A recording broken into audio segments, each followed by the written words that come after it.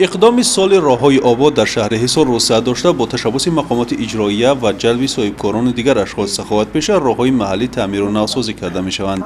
نتیجه تدبیر مذکور باعث گردیده است که سطح خدمت رسانی راه و نقلیات در دهات به مراتب بهتر کرده شود. در جماعت دهاتی میرزا رضا با سهم صاحبکاران محلی برادران عبدالعلی، لطفالدین و امام علی شاه 5 کیلومتر راه در دهه‌های خواجه چیلدیار، ناجی و توده پر تعمیر و نوسازی و منفعش کرده شد. در پیروی به اقدام‌های بنیادکارانه رهبریت دولت و حکومت جمهوری تاجیکستان اشخاص سخاوت پیشه مخصوصاً صاحبکاران موفق دهات تلاش نموده با اشتراک در چنین تدبیرهای آبادانی سهم خود را در آبادی محل می‌گذارند. تا امروز در حدود جماعت بیشتر از 1200 عدد سیمچوب‌ها، 3500 متر ناقل، 8 ترانسفورماتور، 12 چاه‌های عمودی، 3 بندگاه طبی و زیاده از 15 صنفخانه‌های علاوگی در نزد مؤسسه‌های تحصیلاتی در مجموع 60 انشاءات مورد استفاده قرار گرفت. در ماه اپریل زیاده از 20 کیلومتر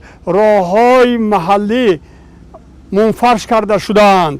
در جماعت شهرک حصار از جانب جمعیت دارای مسئولیت محدود قله‌های تاجیک 6 کیلومتر راه دهه‌های کانچی، خوشمنظر و مولان شریف تعمیر و نوسازی و منفعش کرده شد.